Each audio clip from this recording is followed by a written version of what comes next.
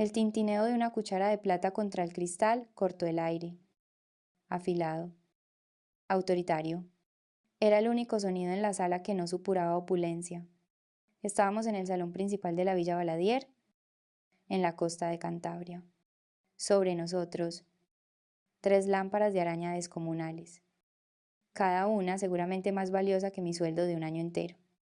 Arrojaban una luz implacable y centelleante sobre 300 invitados. Mi madre, Patricia, presidía la mesa nupcial. Llevaba un vestido de 3.500 euros, comprado con un dinero que no tenía, rehipotecando su casa para pagar una boda que no podía permitirse. Alzó su copa de champán, con los ojos brillantes por unas lágrimas que parecían casi sinceras. Por Brianna dijo, con la voz temblándole lo justo para conmover. Mi preciosa hija, verte hoy. Ver la perfección de este amor hace que todo haya merecido la pena. Eres todo lo que una madre podría soñar. Un aplauso recorrió la sala. Un aplauso educado. Caro, Brianna, la novia. Resplandecía. Parecía una princesa con un vestido que tenía su propio hashtag en Instagram. Empapaba la adoración como una esponja, expandiéndose con cada cumplido. Entonces, mi madre giró la cabeza. El foco cambió y aterrizó directamente sobre mí. Y Jennifer, dijo. La sala enmudeció. Qué alegría que hayas podido sacar un hueco en tu apretada agenda para acompañarnos. Hubo una pausa. Un compás de silencio diseñado para incomodar a todo el mundo. Viendo a tu hermana hoy, tan feliz, tan completa, no puedo evitar preguntarme, ¿cuándo te tocará a ti? ¿O es que ese trabajo tuyo de verdad te da calor por las noches? El silencio que siguió ya no fue educado, fue absoluto. 300 rostros se giraron hacia mí. Lástima, diversión, juicio. Era una ejecución pública disfrazada de brindis. Mi madre sonrió, una expresión tensa, triunfante. Creía que me tenía, creía que me encogería, o lloraría, o tal vez me marcharía, cimentando mi papel como la hermana solterona, amargada y solitaria. Pero no me inmuté, no bajé la mirada, simplemente. Le devolví la sonrisa. No era una sonrisa cálida. Era la sonrisa de una gestora de crisis que acaba de encontrar el interruptor para desactivar una bomba. Antes de contaros lo que hice, dejadme un sí en los comentarios si vuestra familia ha usado alguna vez una celebración para humillaros. Quiero saber quién más está en este club. No salí corriendo. No tiré la copa. No les di la satisfacción de una reacción que pudieran etiquetar de histérica. En lugar de eso, alcé mi propia copa. Solo un poco. Aceptando el brindis.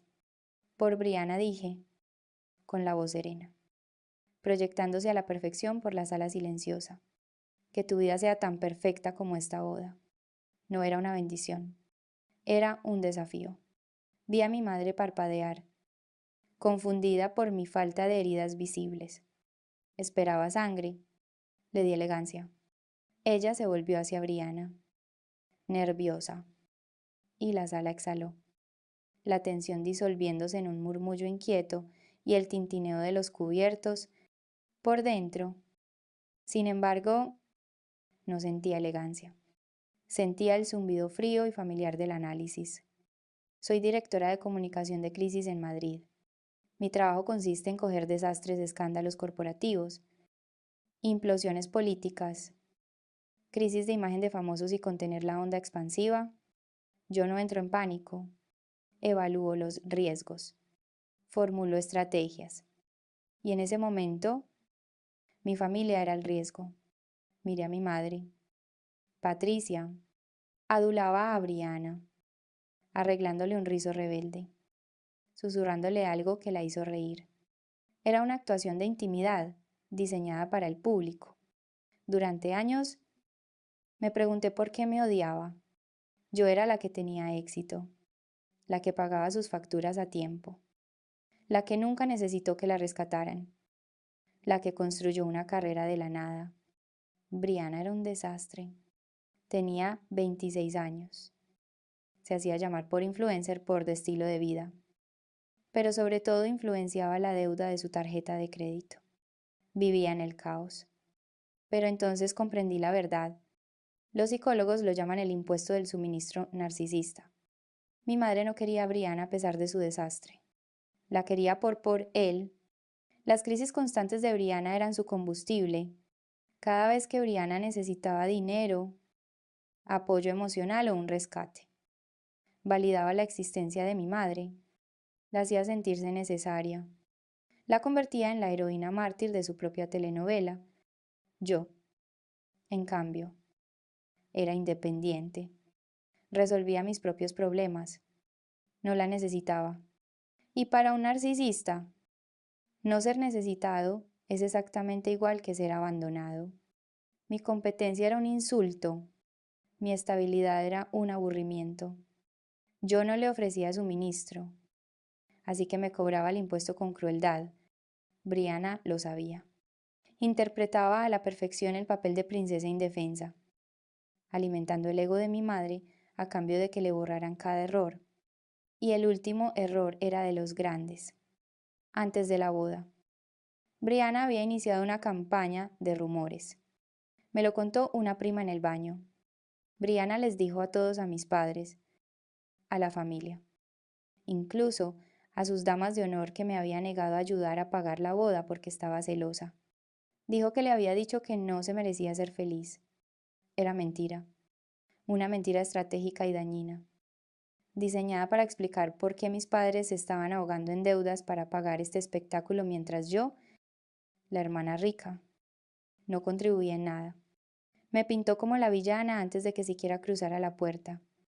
Mi madre se lo creyó. Por supuesto. Encajaba en su narrativa. La hermana mayor, fría y obsesionada con su carrera, castigando a la niña de sus ojos. Las observé, riendo juntas en la mesa principal. Parecían una unidad perfecta. La madre y la hija que eligió. No sabían que yo no las estaba observando como una hermana, sino como una experta en comunicación de crisis que ve a un cliente autodestruirse. No sabían que mientras ellas estaban ocupadas construyendo este castillo de naipes, yo había estado en silencio, acumulando el viento. Bebí un sorbo de champán. Estaba caliente. Me di la vuelta y caminé hacia las puertas de la terraza. Necesitaba aire fresco. Y necesitaba hacer una llamada. La narrativa estaba a punto de cambiar. Empujé las puertas acristaladas y salí a la terraza de piedra. El aire era fresco. Olía a sal y a jardines caros. Dentro, la fiesta rugía. Un borrón de música y risas. Pero aquí fuera, reinaba la calma. Caminé hasta la barandilla y contemplé el océano. Oscuro. Vasto. Indiferente. La pregunta de mi madre resonaba en mi cabeza. ¿Cuándo te tocará a ti? Podría haberle dicho la verdad en ese mismo instante. Podría haber sacado el móvil y enseñarle las fotos. Podría haberle dicho que mi turno fue hace 8 meses. Hace 8 meses. Me casé con Alexander. No hicimos esto. No tuvimos 300 invitados ni un vestido que costaba la entrada de un piso. Fuimos al juzgado. Después. Cenamos en nuestro restaurante italiano favorito. Solo los dos. Compartiendo una botella de vino y riendo hasta que nos dolió el estómago. Fue perfecto. Fue real. Y sí los invité. Les envié un paquete por FedEx.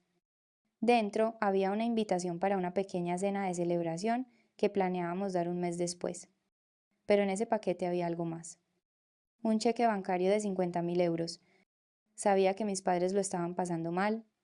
Mi padre, Tomás, había hecho algunas malas inversiones, intentando mantener un estilo de vida que no podían permitirse.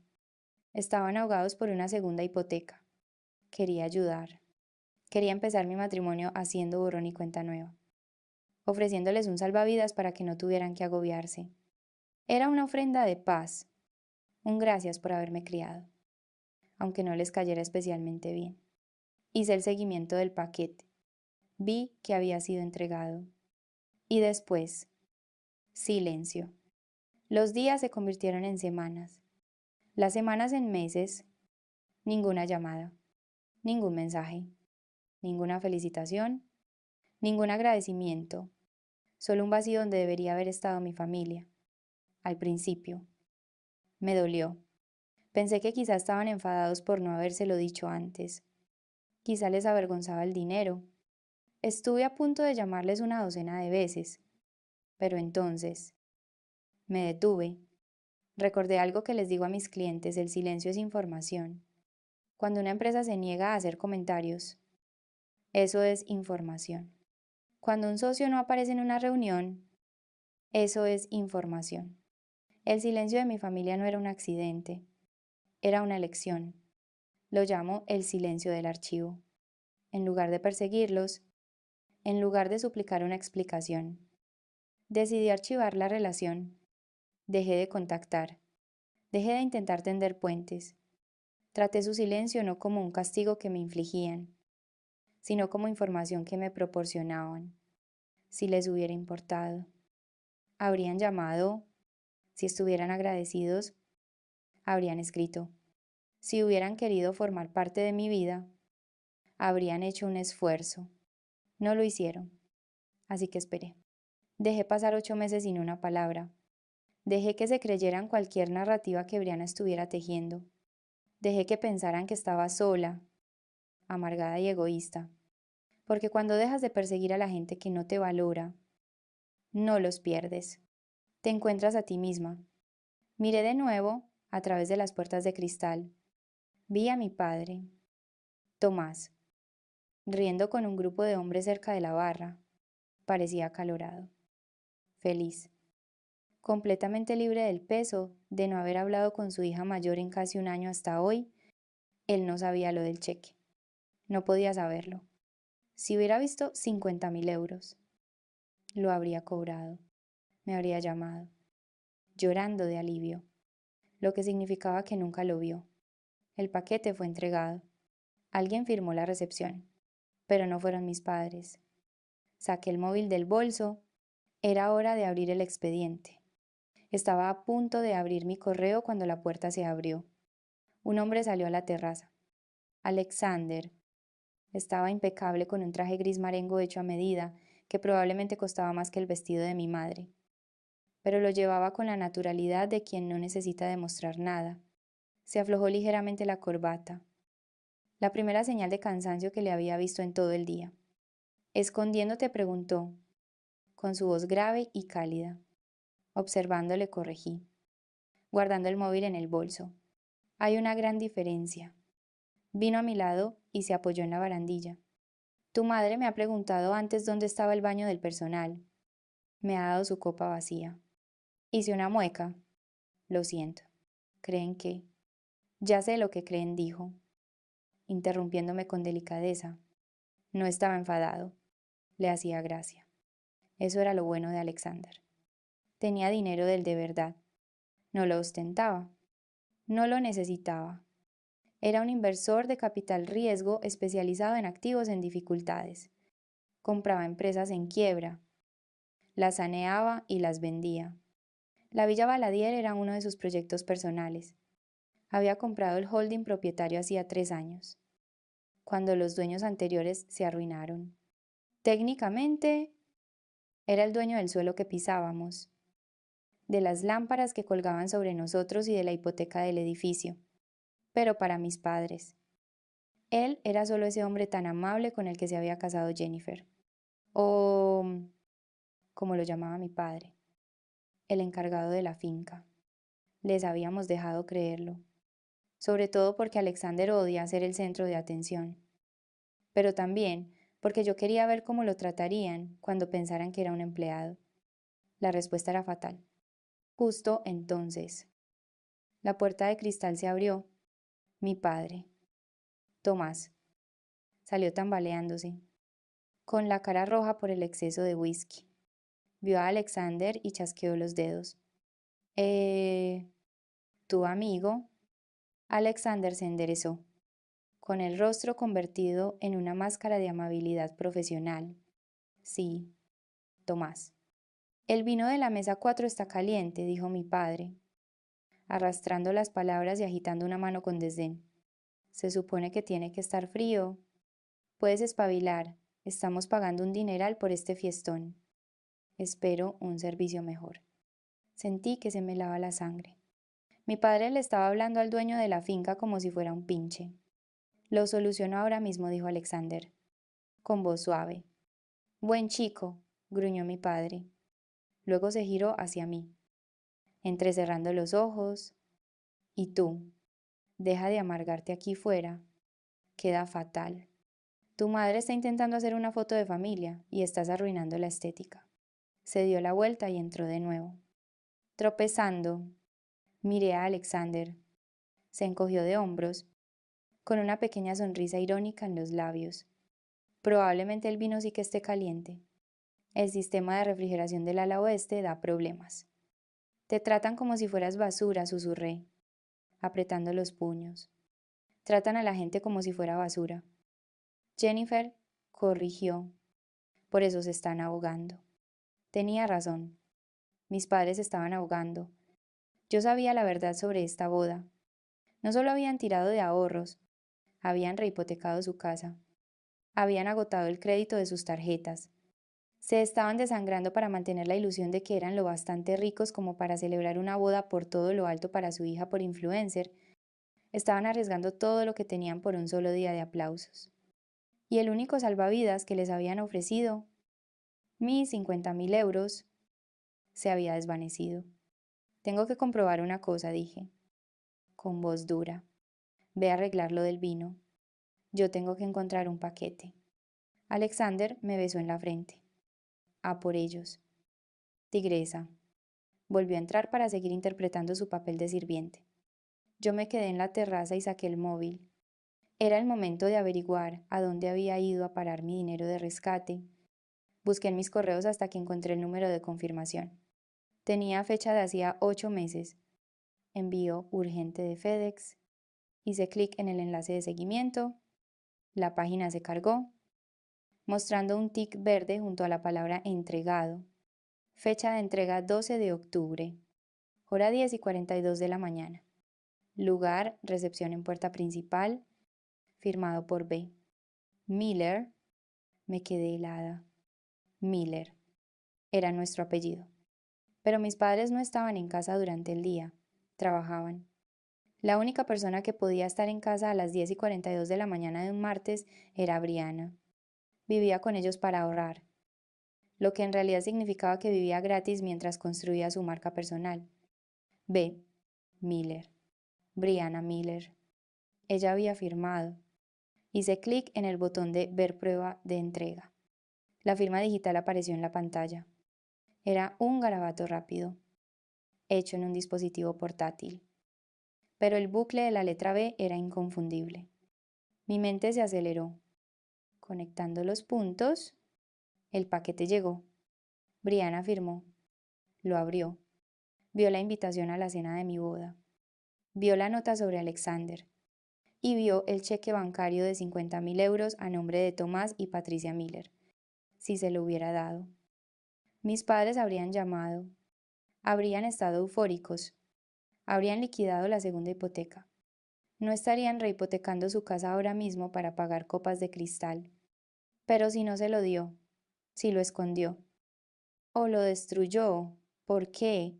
¿Por qué tiraría 50.000 euros destinados a sus propios padres? Entonces caí en la cuenta. El impuesto del suministro narcisista. De nuevo, si mis padres fueran económicamente estables, si sus deudas estuvieran pagadas, no estarían tan desesperados. No necesitarían una distracción. No necesitarían aferrarse a la boda de Brianna como su única fuente de alegría y validación. Pero lo más importante es si yo era la que los salvaba, si la hermana fría e ingrata era en realidad la heroína que los rescataba.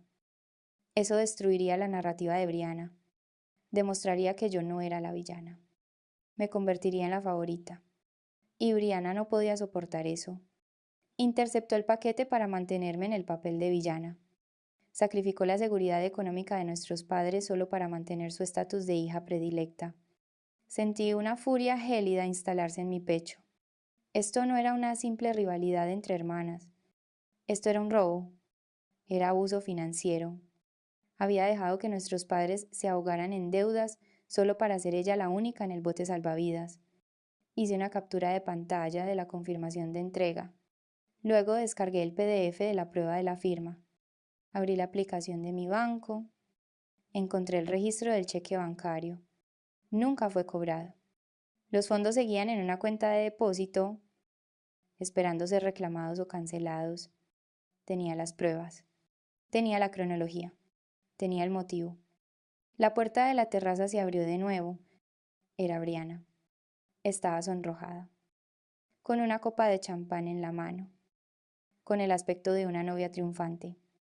Jennifer dijo, con la voz chorreando una dulzura falsa. Mamá ha dicho que estabas aquí fuera. ¿Escondiéndote otra vez?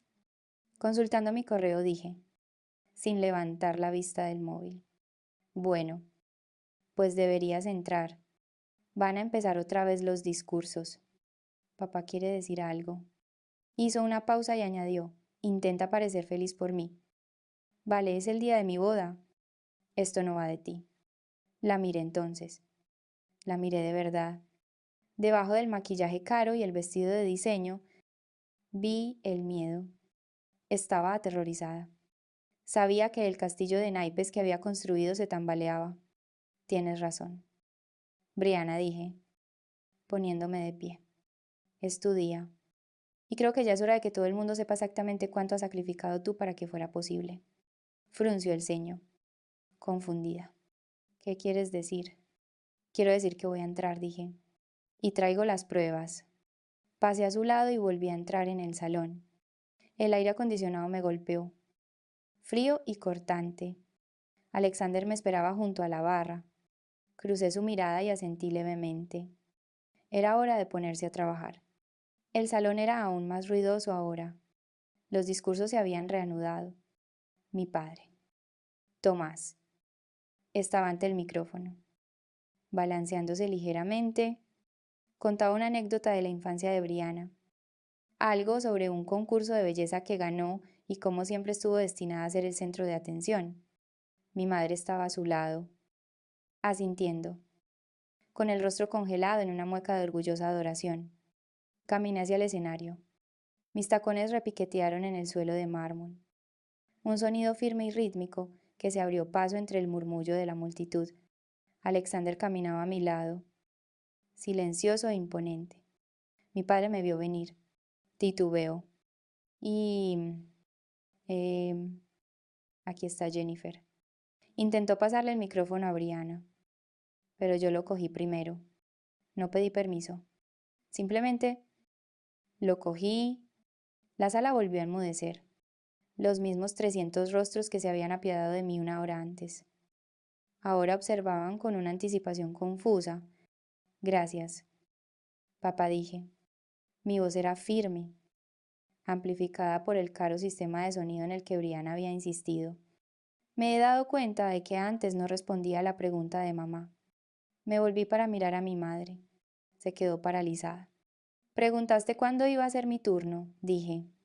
Preguntaste si mi carrera era suficiente para darme calor por las noches. Hice una pausa, dejando que las palabras flotaran en el aire. La respuesta es no. Mi carrera no es suficiente. Por eso me alegro mucho de no llevar los últimos 8 meses durmiendo sola. Un jadeo recorrió la sala. Hace 8 meses continué. Me casé con el amor de mi vida. No queríamos un espectáculo.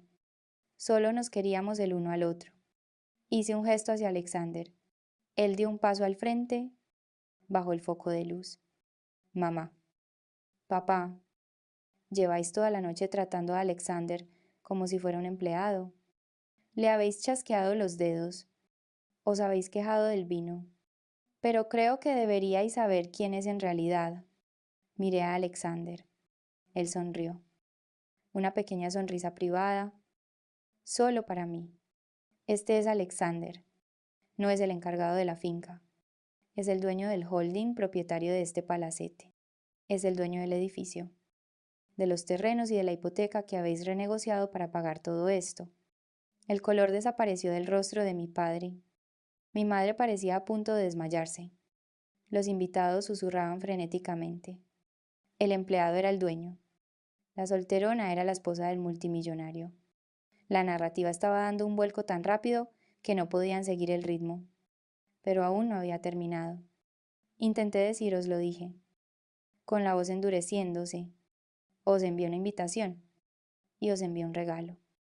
Un cheque bancario de 50.000 euros para que saldarais vuestras deudas y no tuvierais que hipotecar vuestro futuro por esta fiesta. Los ojos de mi madre se abrieron como platos. Que nosotros nunca recibimos ningún dinero. Lo sé, dije. Porque nunca recibisteis el paquete. Saqué un mando del bolsillo. Lo había cogido de la mesa de sonido al subir. Apunté a la enorme pantalla de proyección que había detrás de nosotros, donde un carrusel de por selfies por de Brianna se había estado reproduciendo en bucle. La pantalla parpadeó. Luego, apareció una nueva imagen. Era la prueba de entrega de FedEx. Nítida. Firmado por B. Miller. Brianna firmó la entrega, dije. La sala entera ahogó un grito. Fue una inhalación colectiva que succionó el oxígeno del ambiente. Interceptó el paquete, continué. Con mi voz tranquila, objetiva, letal. Vio el cheque, vio que estaba intentando salvaros y lo escondió. Dejó que os ahogarais en deudas. Dejó que rehipotecarais vuestra casa. Dejó que os humillarais intentando pagar esta boda. Todo porque no podía soportar la idea de que fuera yo quien os salvara. Pulsé el mando de nuevo. La firma digital apareció, ampliada, ese garabato inconfundible. Estas son las pruebas, dije. Esto es lo que os quiere vuestra niña de oro. Os quiere tanto que es capaz de llevaros a la bancarrota, con tal de no perder su momento de gloria. Miré a Brianna. Lloraba a lágrima viva, el rímel corriéndole por las mejillas. Su día perfecto arruinado no por mí, sino por la verdad. Querías una boda memorable. Brianna, dije. Pues ya la tienes. Dejé caer el micrófono. El golpe sordo contra el suelo resonó como el martillo de un juez. El silencio en el salón era diferente ahora. No era el silencio incómodo de un brindis maleducado. Era el silencio pesado y sofocante de una ilusión rota. Brianna permanecía congelada en el escenario, sus lágrimas mezclándose con su maquillaje caro, destrozando el rostro que había tardado horas en perfeccionar. Mi madre se había derrumbado en una silla, con la mano en la boca, mirando fijamente la pantalla donde la prueba de la traición de su hija favorita aún brillaba. Mi padre, Tomás, miraba de la pantalla a Brianna, y luego a mí. Su rostro era una máscara de horror. Ahora se daba cuenta de que la deuda que lo aplastaba no era inevitable. Fue una elección que su niña de oro había tomado por él. Bajé los escalones del escenario. Alexander me esperaba al final. No dijo una palabra. Simplemente me ofreció su brazo. Mientras caminábamos hacia la salida, la multitud se abrió a nuestro paso como el mar rojo. Nadie susurró.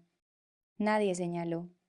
Solo miraban, aturdidos por la destrucción absoluta de la imagen perfecta que les habían vendido. Cerca de la puerta, mi madre finalmente encontró su voz. Jennifer graznó. Espera. Me detuve, pero no me di la vuelta. No puedes irte sin más, dijo, con la voz temblorosa. Tenemos que arreglar esto. Entonces me giré. La miré. La miré de verdad. Por última vez. Vi a una mujer que se había pasado la vida persiguiendo una imagen, alimentándose de sus hijas para mantenerla, y que acababa de darse cuenta del coste. No hay nada que arreglar. Mamá, dije. El cheque está cancelado. El dinero ha desaparecido. Y yo también. Pero la familia empezó. La familia no te roba, la corté. La familia no te trata como un cajero automático o un accesorio. Tomasteis vuestra decisión hace 8 meses. Cuando no llamasteis, habéis tomado vuestra decisión esta noche. Cuando intentasteis humillarme, ahora, vivid con ella. Me volví hacia Alexander. Vámonos a casa. Salimos del salón. Cruzamos el gran vestíbulo y nos adentramos en el aire fresco de la noche. A nuestras espaldas, oí cómo los murmullos comenzaban de nuevo. Un maremoto de cotilleos que ahogaría la reputación de Briana por la mañana. Cuando llegamos al coche, Alexander me abrió la puerta. ¿Estás bien?, preguntó. Respiré hondo, inhalando el aire salado. Pensé que me sentiría triste. Pensé que me sentiría culpable. Pero lo único que sentía era ligereza. Estoy mejor que bien, dije. He terminado. Me subí al coche. Y mientras nos alejábamos de la finca, saqué mi móvil por última vez, abrí mi lista de contactos. Encontré mamá, papá y Briana. Y uno por uno. Le di a eliminar. No era venganza. No era rencor. Era, simplemente, la última corrección de un proyecto que había durado demasiado. Guardé el móvil y cogí la mano de Alexander. El espejo retrovisor mostraba las luces de la finca desvaneciéndose en la distancia. Una jaula brillante y cara de la que, por fin, había escapado de verdad. Si alguna vez habéis tenido que sacar las pruebas para salvaros, contad vuestra historia en los comentarios.